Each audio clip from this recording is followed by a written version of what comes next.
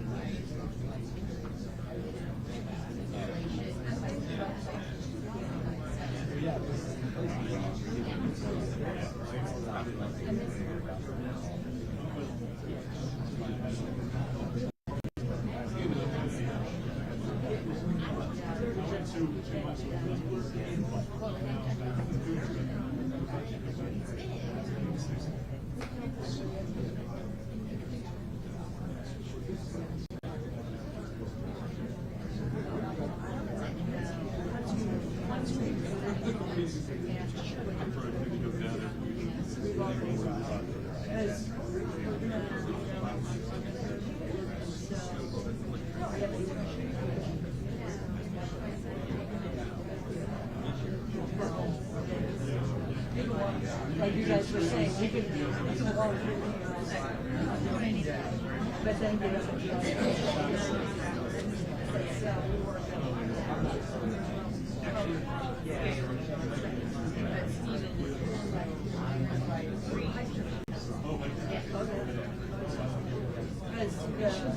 We're actually just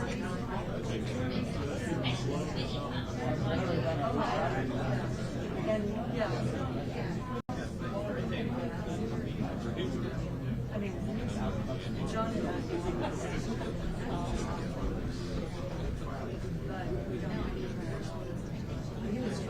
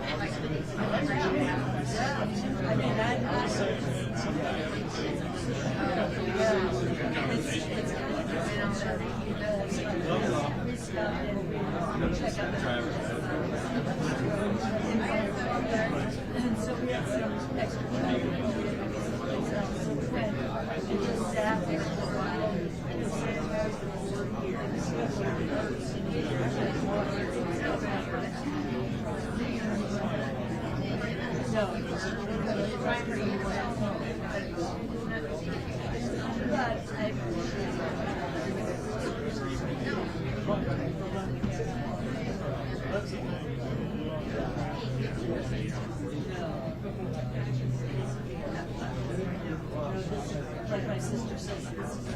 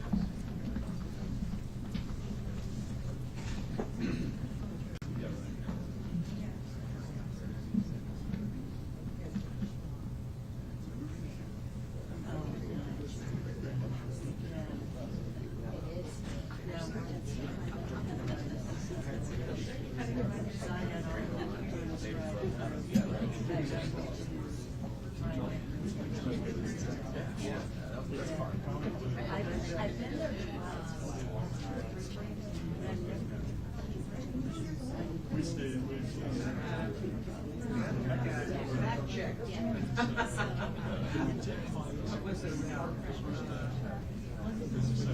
Not that long, of course, you got a fact check. So look. Because we've been. Yeah.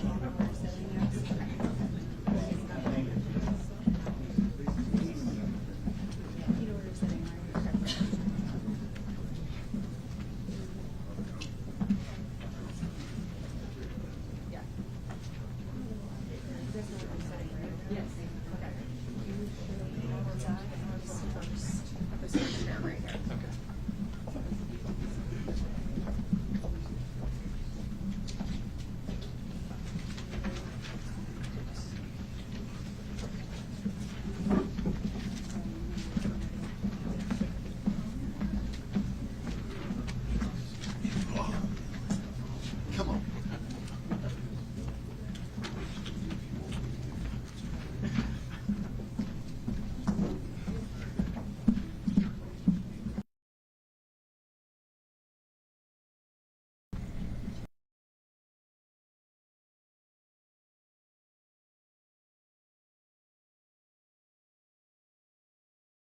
You don't have to be so quiet. All right, like we're at church service or something. This is a big day. How many times do you get to see a bill signed by the governor of the state of Florida? That's right.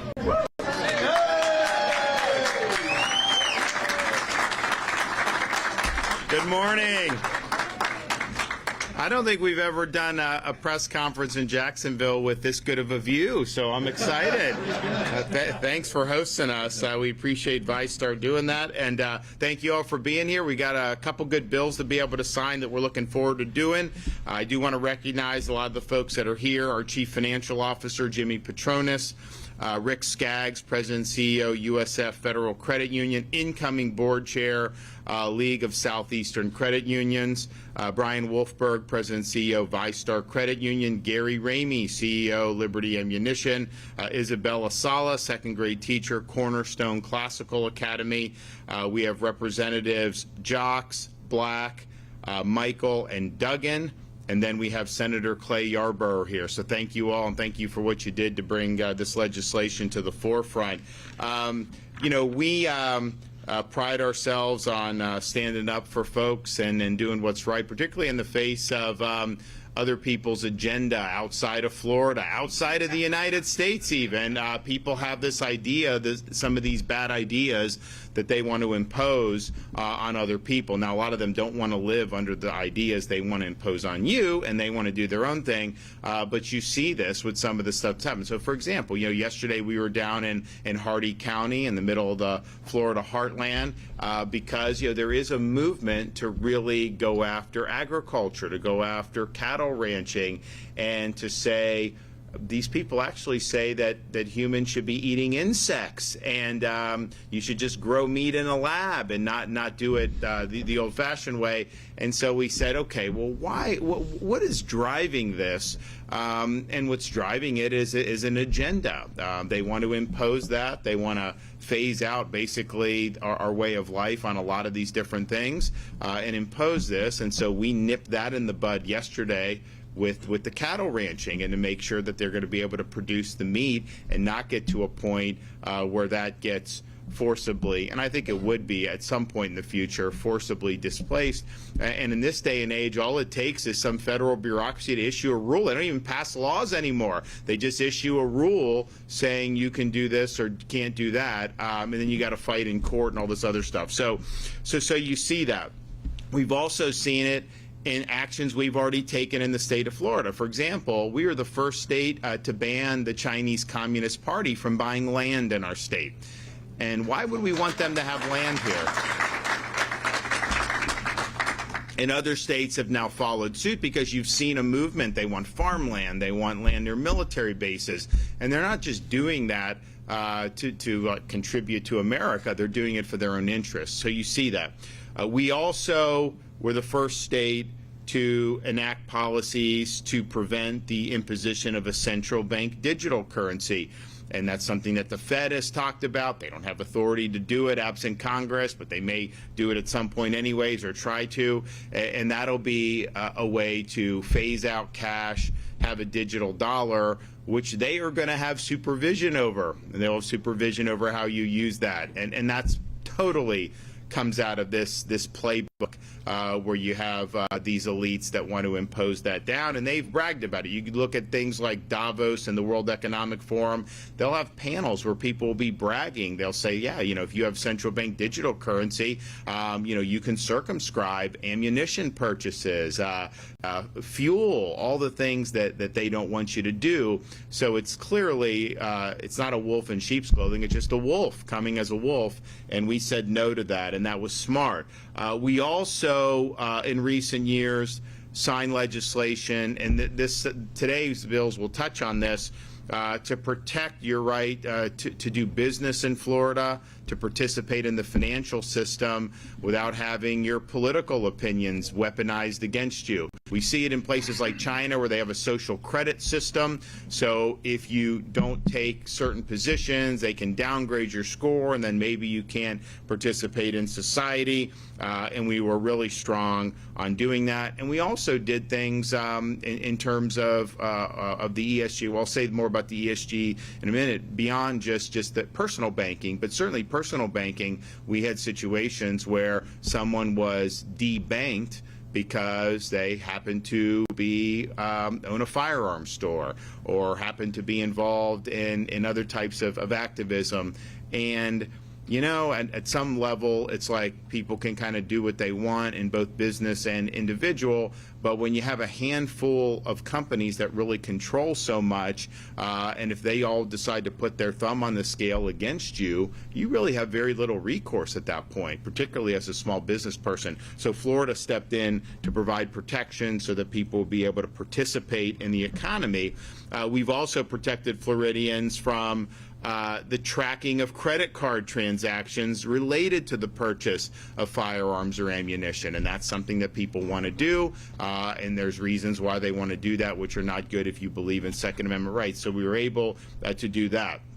All this stuff falls under a rubric of ESG, environment, social governance, and again, this is something that you'll have these people fly into Davos on their private jets.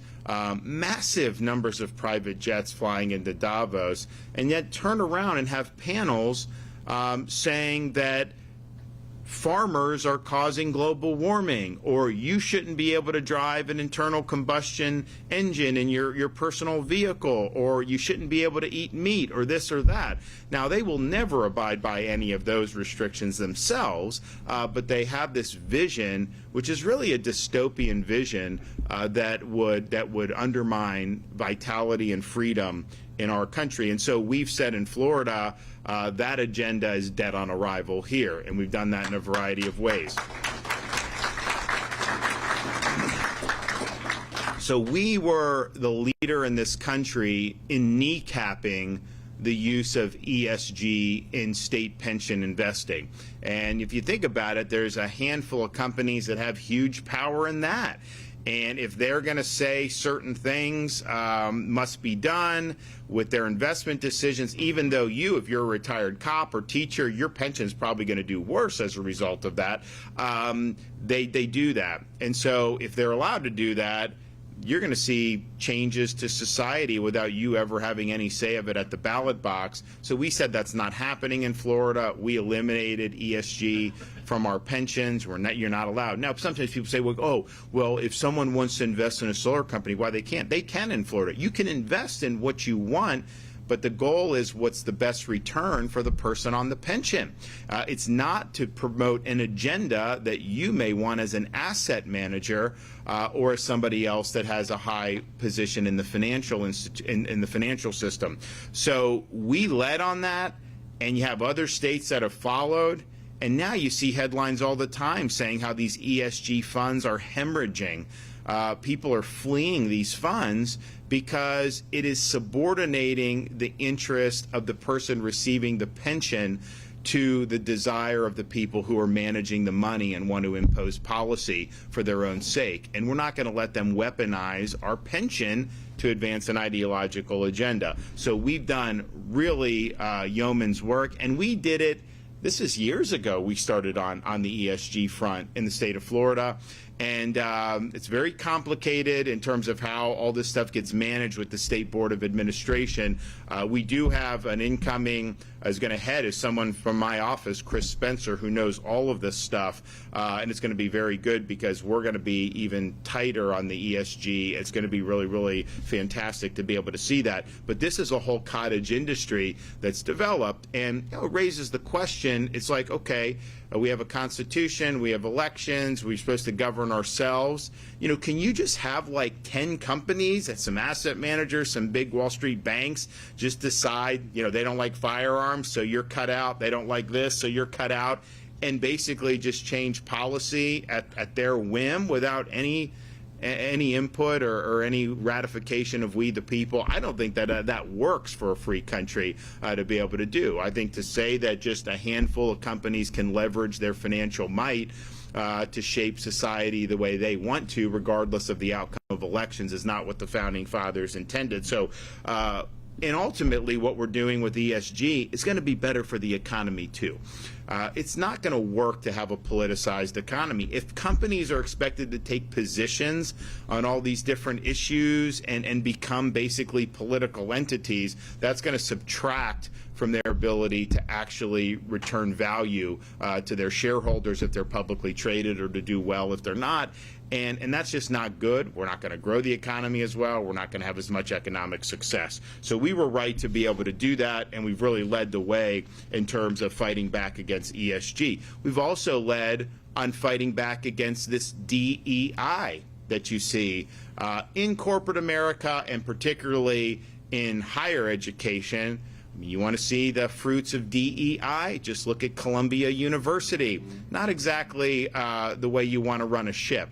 So we said no DEI in Florida. Now it says it's called diversity, equity, and inclusion, but if you look the way it's practiced, it's an ideological agenda. It's really twisted around to weaponize against groups that the proponents of this don't like. So as practice, it's discrimination, exclusion, and indoctrination. That does not have a place in our public universities, and so we are the first state in the country to eliminate it. Now Texas has done it. Iowa, a bunch of other states are now following suit, and this has become something that most people agree.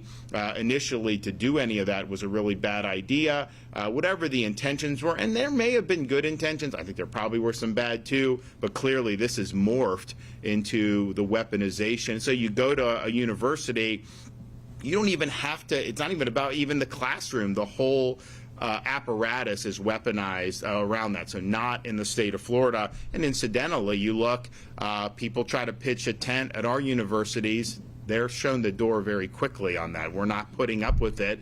This is not New York. This is not California. We're going to enforce appropriate standards of conduct, and simply commandeering a lawn with a tent and harassing other people, that does not pass. That does not fly in the state of Florida. So we were able to do the DEI. But if you look at some of the stuff with the financial institution, you've had a lot of examples of folks being discriminated against just based on their views or what they're doing, legal stuff, but just what they're doing. Moms for Liberty, they're very much active in Florida and around the country in education, promoting parents' rights, good curriculum. They had their account frozen by PayPal for no reason. National Committee for Religious Freedom, this is a nonprofit fighting for religious liberty. They had their account terminated by a big bank because they wouldn't reveal their donor list. GEO Group, that's a private corrections group based out of Boca Raton here in Florida, had their accounts terminated by both Bank of America and JP Morgan because they were being contracted out by ICE to help enforce immigration law. So, you have some of these major banks basically saying that the appropriate position you have to take to do business with them is to support nullifying immigration law, not enforcing immigration law. Look at that. Look what that's done for us in this country by not enforcing immigration law. So you see that time and time again.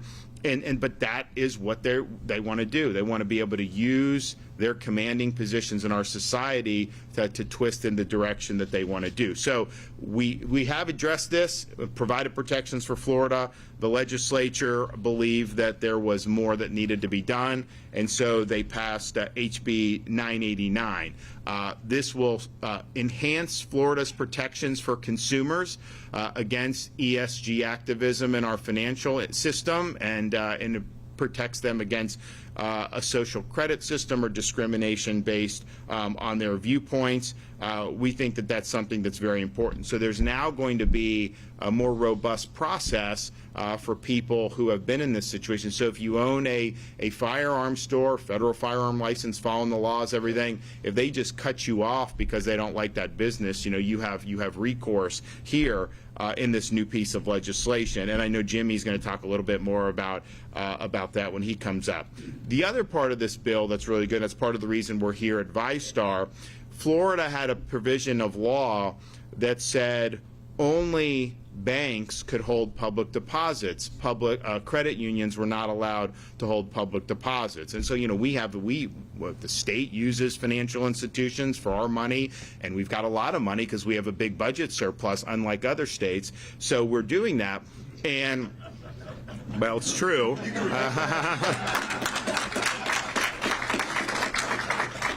So they weren't allowed to do that, and first of all, it didn't really make sense why you wouldn't have more options for us. It's your taxpayer dollars. Wouldn't you want the best deal possible? Credit union's going to give us a good deal, then we want to do business with them. That's just the reality of it. So this bill ends that artificial barrier. It opens up competition to other financial institutions. So our Florida-based credit unions, like the ones here today, will be able to hold up to 7% of all funds in the state treasury and 7% of all public deposits of any state university or community college.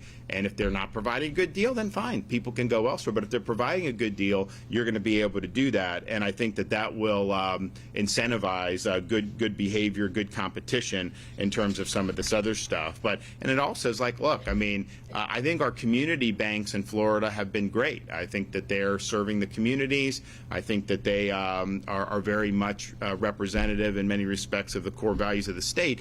But I do think some of these big Wall Street banks, they have much different agenda.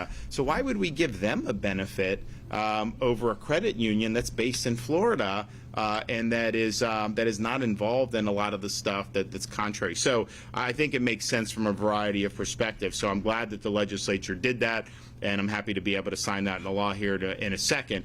I'm also signing HB 1291. And Florida, under Florida law, the State Board of Education has the responsibility of approving or setting out guidelines for teacher preparation and teacher training. And we've done a lot on increasing teacher pay, and we're actually going to do more this year than we've ever done, but we've done billions of dollars in increase. We've created pathways for people to become teachers outside of some of the more traditional, like go to a school of education. And we have veterans that we're getting into the classroom, former law enforcement, a bunch of good stuff. We also have a civics program. Teachers can go train 50 hours of instruction. They get a $3,000 bonus. So we've done a lot, and we're proud of that. But the legislature on this looked at it and said, we don't want these teacher preparation programs to become captive to someone's ideological agenda. So, we can say, no DEI, for example, or no CRT in the classroom. But if you're teaching, if you're preparing teachers with that rubric, well, that's what you're going to end up getting. So this bill prohibits the indoctrination in teacher preparation. So there's not going to be DEI. There's not going to be, any of the bogus history. It's just going to be standard teacher preparation without having an ideological agenda. And I think that that's something that is that we want to see. Parents want to send their kids to school knowing they're getting an education. I don't think they're interested in an indoctrination. I don't think that parents care if a teacher has a certain political cause that they care about or political ideology. That's not the appropriate venue for that to be in like a second grade classroom or fifth grade classroom. It's got to be focused on the education. All this other stuff, that's something that kids learn about in their upbringing and at home and a whole bunch of other things. But to say you're going to take one viewpoint, one perspective, and try to impose that as the standard for curriculum, that doesn't work in Florida, and we don't do it. So here on the teacher preparation, that is going to reflect our overall policy, and I think that that's something that's really, really good. The other thing we're doing, and it's not reflected in these bills, is they have some of these trainings that are done in corporate America. The DEI has been very prominent, and look, there are things you can do that you can do. There's other things that have been done that we believe run afoul of workplace laws, civil rights laws, and can create a hostile work environment. Now, we tried to clarify and make that explicit in a piece of legislation I signed a few years ago called the Stop Woke Act, which we basically said if you are an employee, you have a right to opt out of this training. If, for example, if it says that you have to say that white people are bad or whatever, feel guilt because you're this, like, that's just ridiculous. And so you have a right to opt out. And the courts incredibly said that was their First Amendment right to do that training on you without you having an ability to opt out. And companies can say what they want. They can do this stuff, but an employee should have the right to free themselves from a hostile work environment. And so we've been working since that decision came down from the 11th Circuit panel with the Attorney General's office. And it's our view that current Florida civil rights laws prohibits some of this racist training that is being done and imposed under the rubric of DE&I. And private company can stand, they can shout from the rooftops, things that we don't like, but you have a right as an employee under Florida law to be in a healthy work environment. And so if you have some of these trainings where an employee is being told that they are inherently racist or sexist or bad in any respect, doesn't matter if you're white, black, anything, it's just not the way you treat people. You treat people as individuals. And so that could constitute actionable conduct under Florida's existing law. So we're going to be saying more about this, but the Stop Woke Act was really just enumerating and making clear that we believe this was the case anyways. You're going to make sure that we fight back against a hostile work environment. So stay tuned on that. We're going to be rolling out some more stuff administratively, and I think it's going to be really, really good. So all in all, this is a big day. There's a lot of stuff on the plate here. I want to thank everyone involved, but more importantly, we want to hear from some of the other folks who are here with us today. So we will start with our Chief Financial Officer, Jimmy Petronas.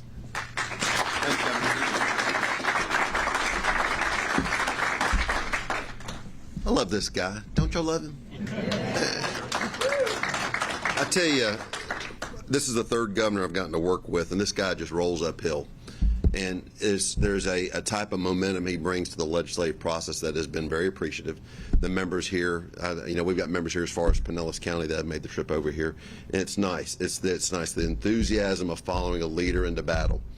And the decisions that we're making here in the state of Florida have brought over 400,000 new Floridians to the state of Florida last year alone. They're bringing their money with them, they're bringing their investments with them, they're bringing their businesses with them, they're bringing their values with them. The type of people that we're getting here, the people that we want. And they're leaving these blue states that are broken in policy, they're broken in morals, and they're broken financially, and they're coming to the free state of Florida. So again, another round of applause. Thank you, sir. So House Bill 989 was our agency bill, and good work by Representative LaMarca and Senator DeSigley, and did a lot of really neat things. But where we want to focus on is the Qualified Public Deposit Program. That's a nice, big, long word that I'm not going to repeat again. But that is the program that my office administers. That is our public dollars. That is where our universities can park money, our cities, our counties, our agencies. And as they park that money in there, for years, as the governor pointed out, there was no lane for our credit unions to play in. So we had an environment where it was limited to about 119 banks in the state of Florida that were there that could invest this money. Banks need money, okay? But at the end of the day, we wanted to create an environment where we wanted to get the attention, we want to get the maximum return on investment, and as the governor pointed out, some of the things that we have seen in the policies that some of our larger fund managers, they have started taking our own dollars and use it for their own political agenda.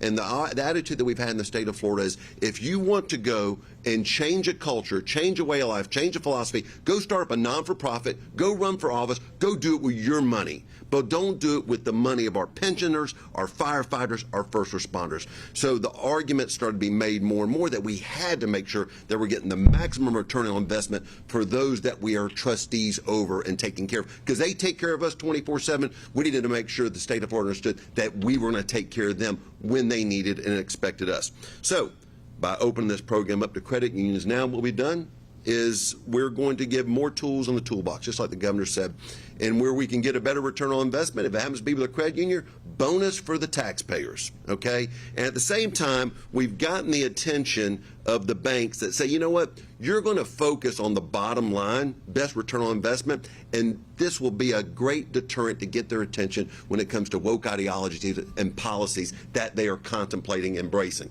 So again, this is one way the state of Florida has stepped up and said, you know what, Washington, you're broken. You can't seem to get your act together. But in the state of Florida, we're going to continue leading and making a difference. I love telling the story. I met 3 separate families earlier this year. One was from Buffalo, New York. One was from New Jersey. The other one was from Chicago, Illinois. And I asked all 3 families, I said, you know, why did you, I was in the restaurant business 30 years. I'm always recruiting. And why did you move here? And I'm thinking to myself, their kids are here, a job, the weather. All 3 families said the same thing in different conversations: taxes. They moved here because they wanted to keep more of their money. So that's exactly what we're doing. And one thing this guy gets, he gets it, that the citizens of the state of Florida spend their money better than Tallahassee does. Okay? And oh, by the way, we're in the best fiscal health in the history of the state of Florida. Y'all can clap for that one. So this program we administer has $38 billion under management. That's a big carrot. That's a good stick that we have to get the attention of these financial institutions. Let them be competitive, but also focus on what the bottom line should look like. And, you know, this is just more evidence that Florida is going to be and still is the place where woke goes to die. Earlier last year, my office, we divested $2 billion from BlackRock. And it's because they were focusing on ESG more so than the bottom line. We also acted against Morningstar because they were targeting Israeli companies. So we're not going to stand and allow this woke ideology to take over our financial institutions. Again, Governor, thank you for your leadership. Thank you all for being in attendance here today, and I look forward to seeing this amazing piece of legislation being signed in just a couple minutes.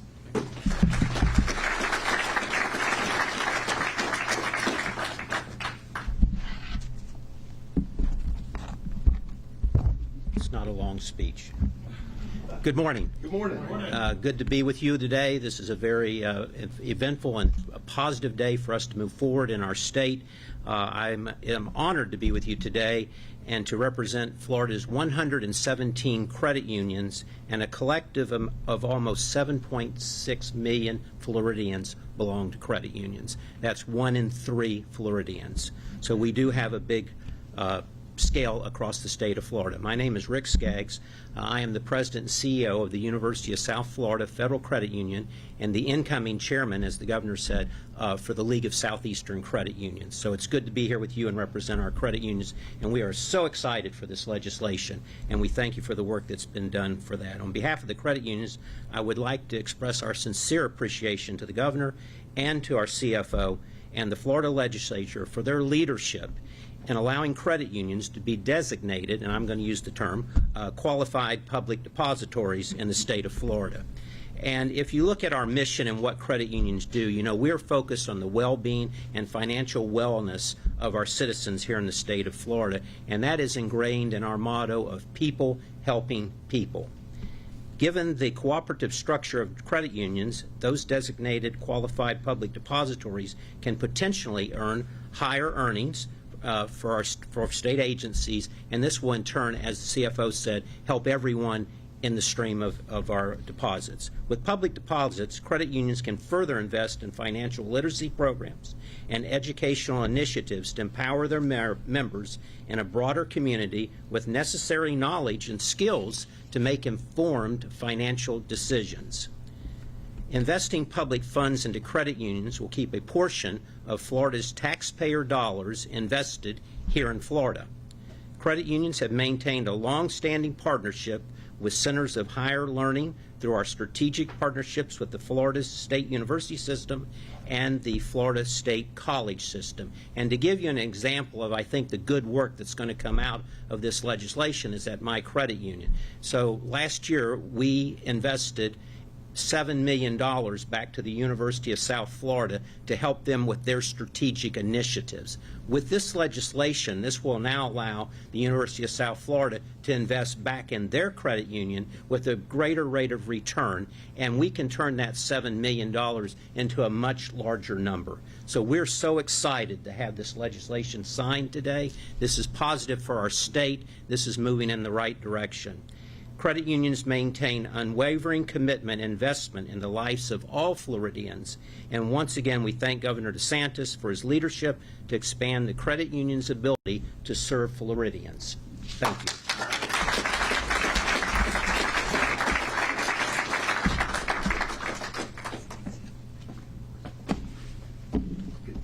Good morning. I'm Brian Wolfberg, President and CEO of VyStar Credit Union. I'd like to welcome everyone to our headquarters here in Jacksonville.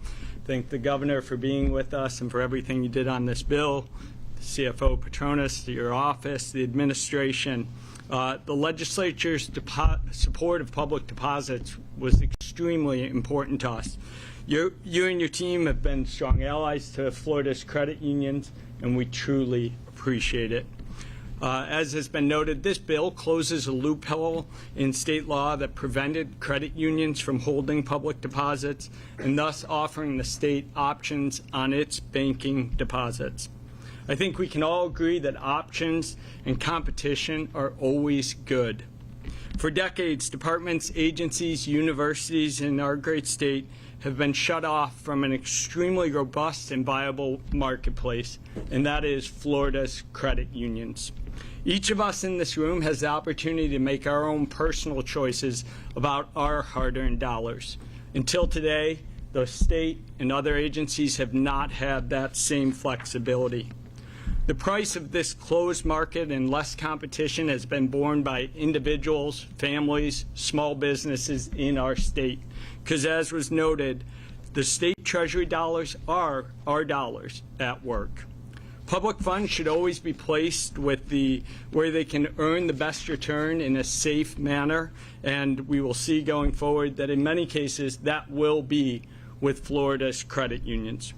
We all know credit unions are already a trusted source for individuals, families, and businesses in the state to do their banking and to obtain capital. In fact, our credit union has been doing this for close to 1 million members in the state for over 72 years. We also know that by keeping more business and more deposits in the state with credit unions that are headquartered here, we're going to be able to amplify more economic development and do more good in this state. In closing, again, thank you, Governor.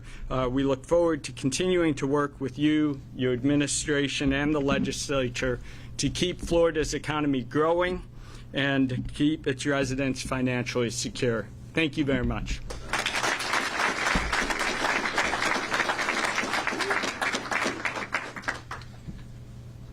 Good morning. My name is Gary Ramey. I'm the CEO of Liberty Ammunition. And before I begin, I'd like to thank the Governor for his service and his family as well for the service to our nation and the military. Thank you, sir. I can tell you it is very much appreciated in our industry. Does everybody know what an FFL is? The governor referenced it. It's a federal firearms license. Now, to get one of those, you have to apply to the federal government. You have to have the FBI investigate you, background checks galore. You have to have a location. You have to have the ATF come out to your location, make sure it's secure, make sure they approve of it. Then you have to agree to pay a 10% sales tax, an excise tax if it's a pistol, or 11% if it's ammunition or a long gun. All that goes to conservation, the Robinson-Pittman Act, and that's all for the privilege of having an FFL to then potentially face financial discrimination. Again, my name is Gary Ramey. I'm the CEO of Liberty Ammunition in Bradenton, Florida. I've been in the industry for 20 years. Liberty Ammunition, in case you're wondering who we are, we make the premier self-defense ammunition for the consumer, and we have a new line of duty ammo for law enforcement and military. Simply the best. We've been around for roughly 20 years. And sadly, I have faced financial discrimination. My wife Pam and I, before coming to Florida, started a gun company in Georgia. All's going well, lots of hopes and dreams. We're working well together. And then we get a notice that our website's being shut down. Well, why is that? We asked. Well, it's because of the category you're in. Our credit card processor can't process those checks anymore. Sorry, no more credit card charges. So, you know, what do you do as a small business? You make adjustments, you change, get a new website, get a new credit card processor, things are going great again. And then the accounting software company says, well, you can't accept an order emailed to you and put it into the accounting software. That violates our rules. Well, how can that be? We're federally licensed, and we're only shipping to other federally licensed facilities. And yet, they tell us we can't do that. So we overcame it. We did some workarounds, but it was discrimination nonetheless, and it is partisan, and it is pure politics. Move forward to today. When we go to banks to talk to them about banking, and we say, we'd like to get a credit facility. What do they tell us? Well, because of the category you're in, we'd like you to make a presentation to our credit committee. Folks, the financial discrimination comes in many different forms, and it is certainly affecting our industry. In our industry, by the way, there's 4,500 FFLs here in Florida, accounting for 23,000 jobs. The economic impact of our industry in Florida alone is $4.7 billion. It's a significant industry. So on behalf of the industry, I'd like to thank Governor DeSantis for standing up to these institutions and helping keep America free and Florida the #1 state in America. Thank you, Governor.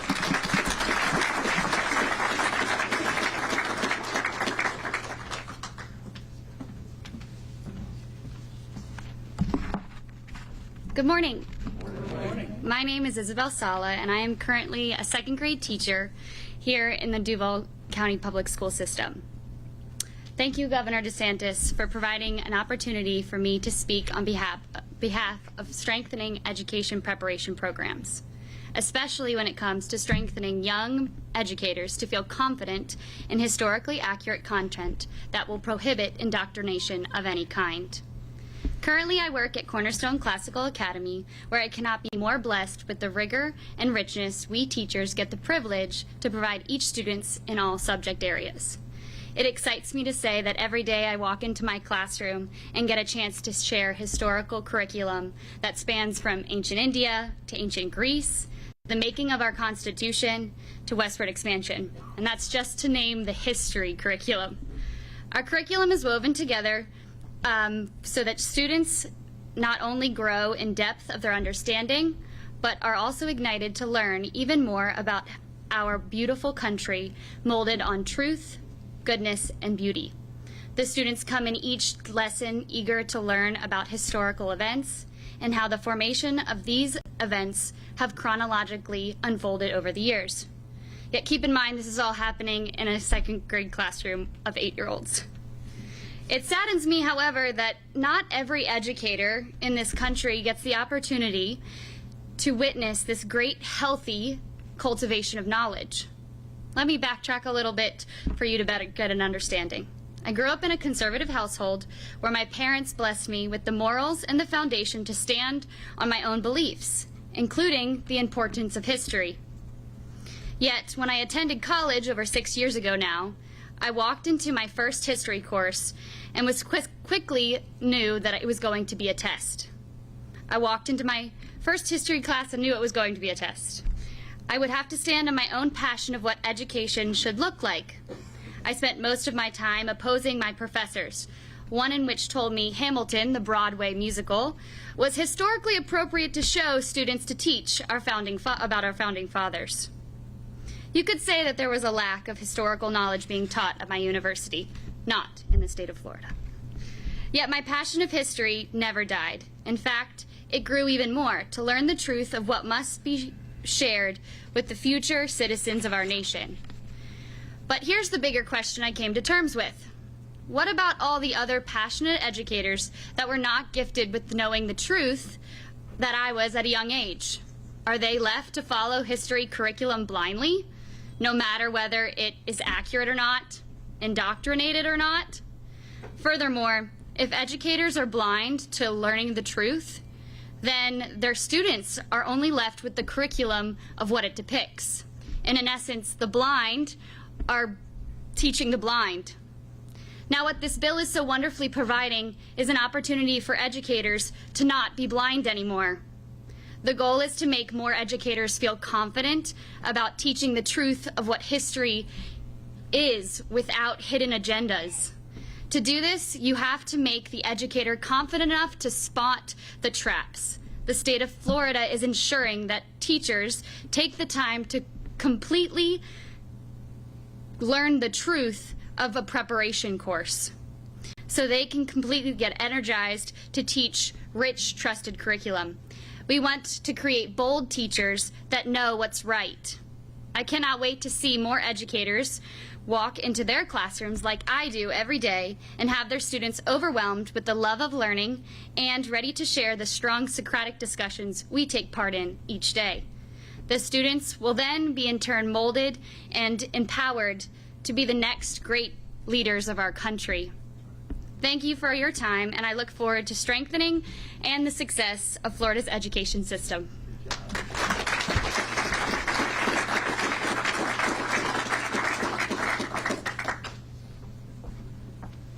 Good morning, everyone.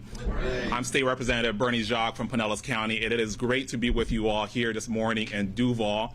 And I think everybody in this room and everybody across our state knows that under the leadership of Governor DeSantis, Florida has led the way in removing indoctrination from our classrooms. But one of the things I was hearing from concerned parents and concerned teachers back home is that they're telling me, Bernie, even though it's not in the curriculum anymore, some of these teachers are still being indoctrinated. And what we learned is that it was coming through some of these educator preparation programs.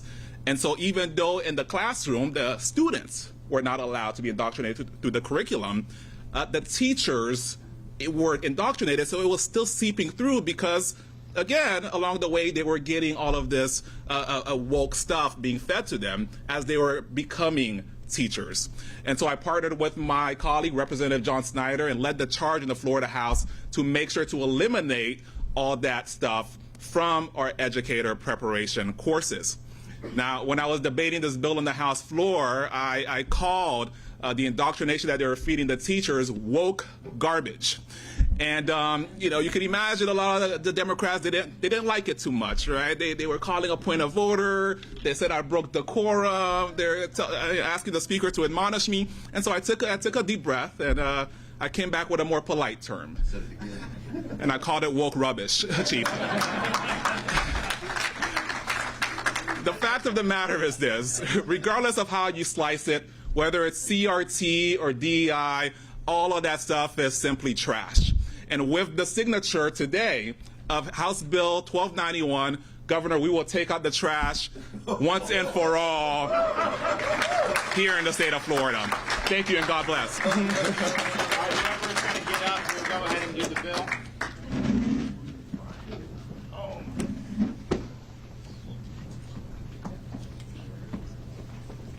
May 2nd, right? Yes, sir. Thursday. So we're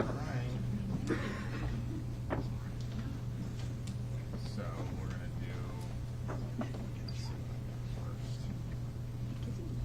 So, financial bill here.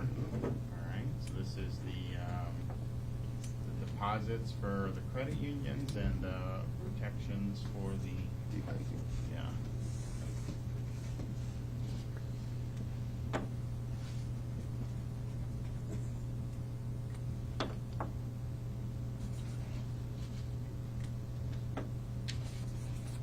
Who wants one? Sure. You get the teacher one. Oh, sorry. Thank you, Governor. All right, so there's that one. All right, so here's the educator one.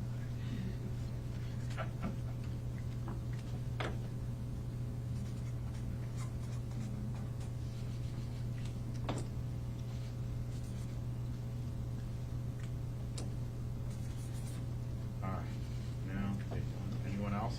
Bernie? Bernie? Thank you. Appreciate it. You get it? Okay, anyone else? Okay, there we go. All right, so we've got two. There we go.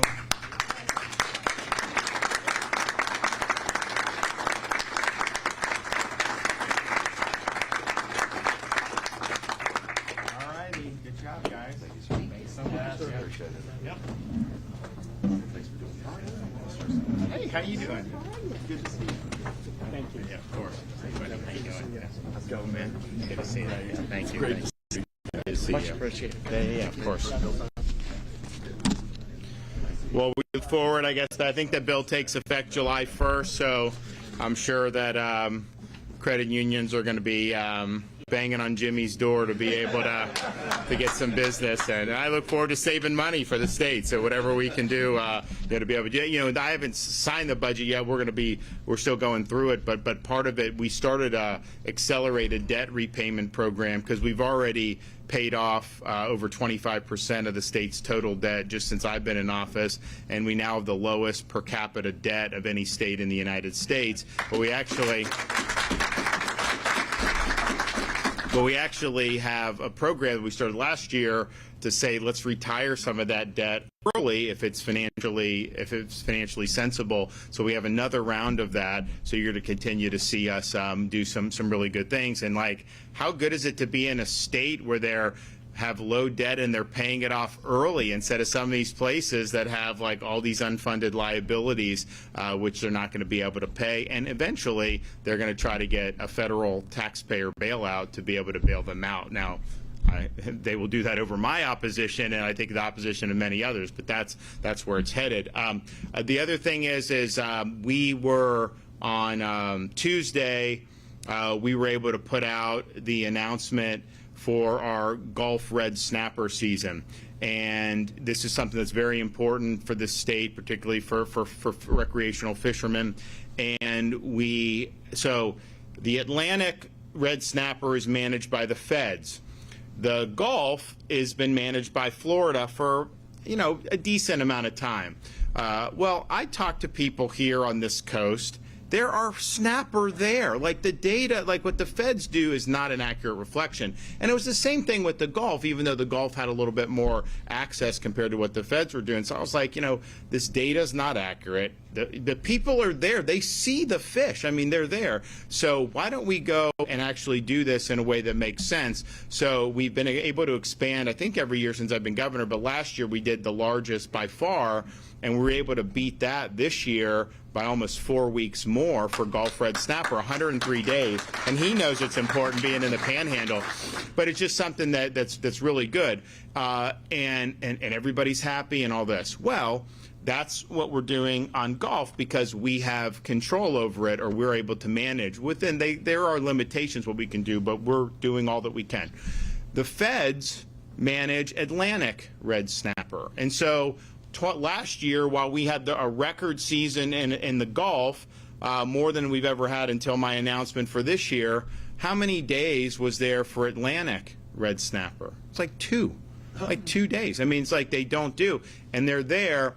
So I would love for the state to be able to take over management of the Atlantic red snapper. I think you see opportunities expand for people to be able to go out and to fish, because I don't think that what the federal agencies are using is an accurate reflection of what's actually there in terms of the population. So we've had great success in the Gulf, and we're the best fishing state in the United States, and there's a reason for that. We want to do all we can to make sure that people have a lot of opportunities to enjoy themselves. So I know there's a lot of people in Jimmy's neck of the woods that are licking their chops for June 1st to come, and they're going to be out there doing that, and that's good. That's part of what makes it great. So, okay, with that, I'll take some questions. There's murmurs of a possible special session. Could we see a competing abortion amendment made on the ballot this year? That would be news to me if that were to happen in terms of any other amendments being added to the ballot. But there may be people in the legislature talking. It's not coming from me if that's the case. Governor, Senate Bill 7014, which is about ethics reform, overwhelmingly passed the Senate, overwhelmingly passed the House by a 2-to-1 margin.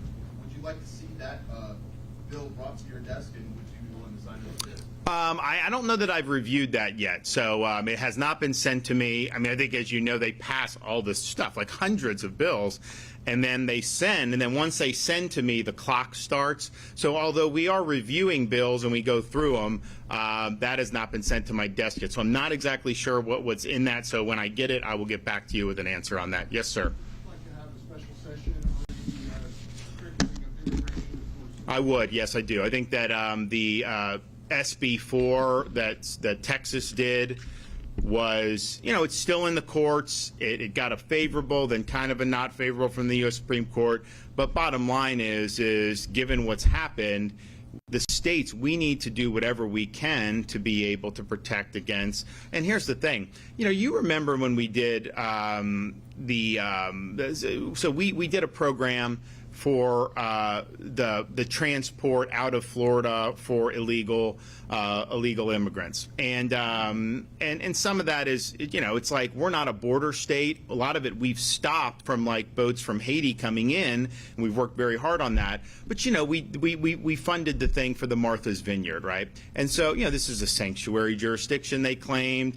You have 50, and all hell breaks loose. They freaked out, that was happening for that, and it just showed you, they want open border until they have to deal with it. I can tell you, it's just it's a little bit of a bubble, but nevertheless, on that, most of the people that went were from Venezuela. So people at the time were saying, oh well, down in Miami, they're going to be so mad at the governor. So I go down there, and I didn't know, I didn't think that was true, but I know these Venezuelans are high-fiving me. Why? Because they know what part of what Maduro has done is he has taken people out of prison and actually sent them to the southern border.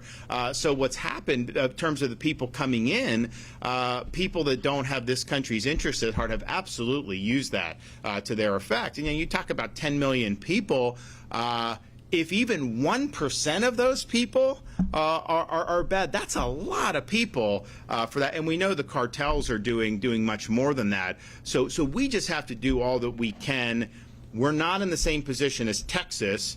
And I think what we've done with the maritime has been fantastic. In fact, you go back 2 months ago, people were saying Florida's going to have this deluge of vessels coming from Haiti because of all the instability there. And we've had people since the 2023 January, we fortified to help the Coast Guard. We've had over 14,000 illegals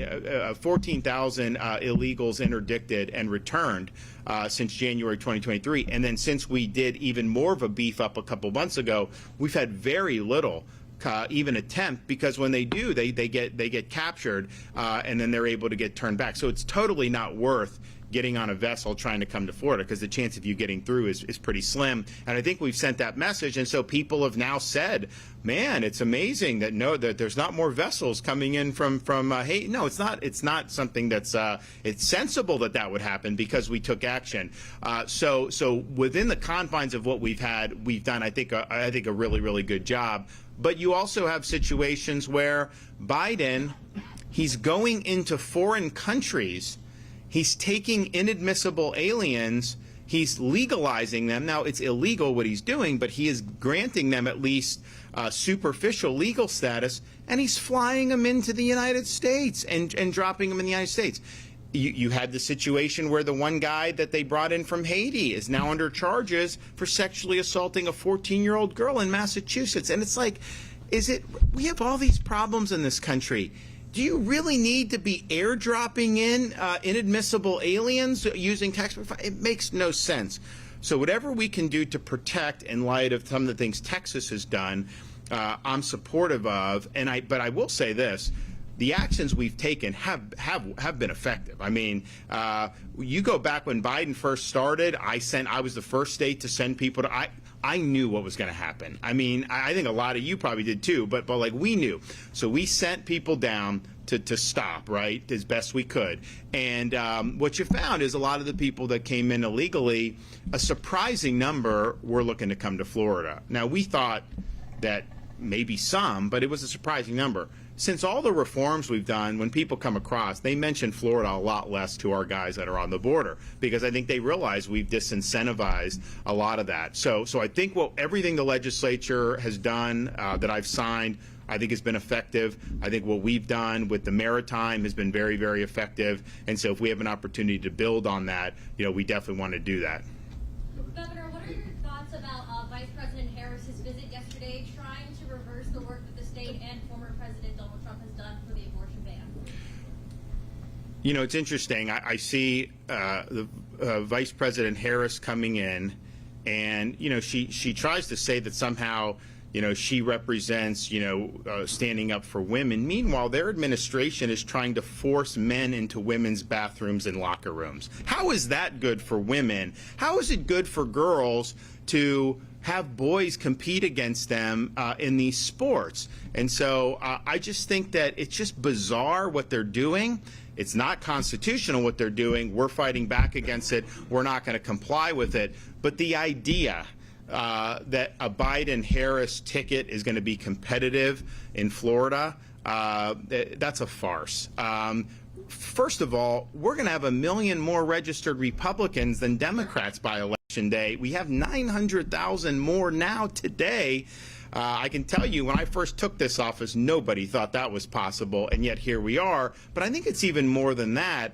Have they succeeded on inflation and interest rates? No. Have they succeeded on solidifying our border? To the contrary, they've intentionally opened the border and caused all these problems. Have they helped lead the world in a way that is deterring conflict and promoting peace and stability? No. The world is much more ablaze than it had been prior to Biden-Harris taking office. And so I think you look at it and you're like, okay, what does it say about our country that you can have that track record and somehow get re-upped for another 4 years? So that isn't going to happen in Florida.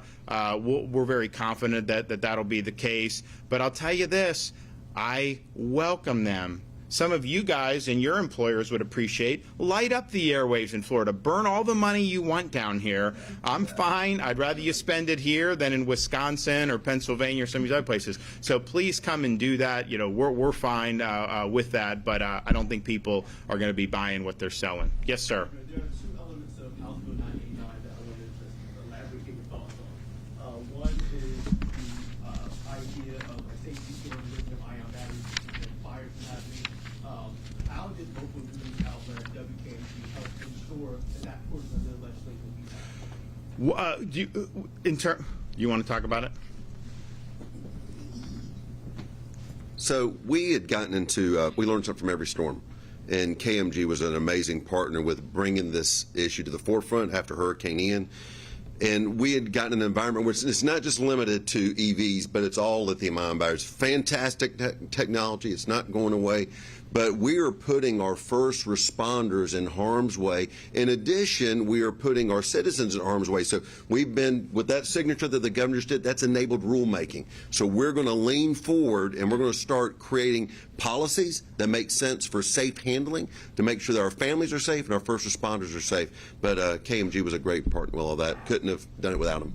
And the other, to couple that, part of that legislation also talks about benefits of firefighters who may end up being Oh, you got the right guy for that one. Yeah. Again, this guy signed the bill that is going to make sure that there's no question that our firefighters deserve the cancer benefits, that there's no area of gray. It's very black and white, that if they contract cancer during their time of service or up to 10 years afterwards, that they're going to have that policy there to give their families the peace of mind. Again, so Mike, if you're watching, thank you for what you did to help with this policy.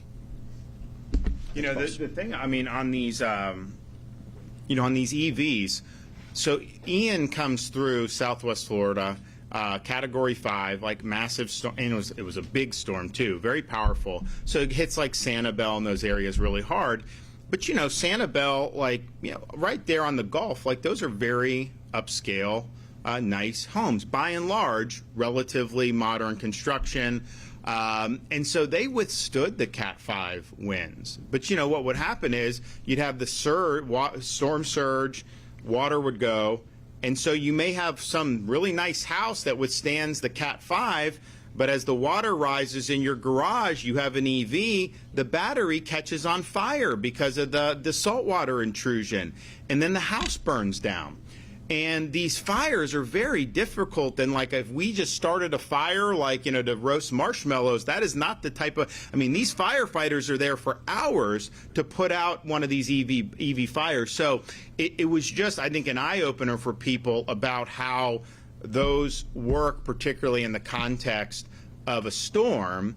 And look, I am not, I mean, I rail against these EV mandates because I think it's insane that you're trying to impose this across the economy.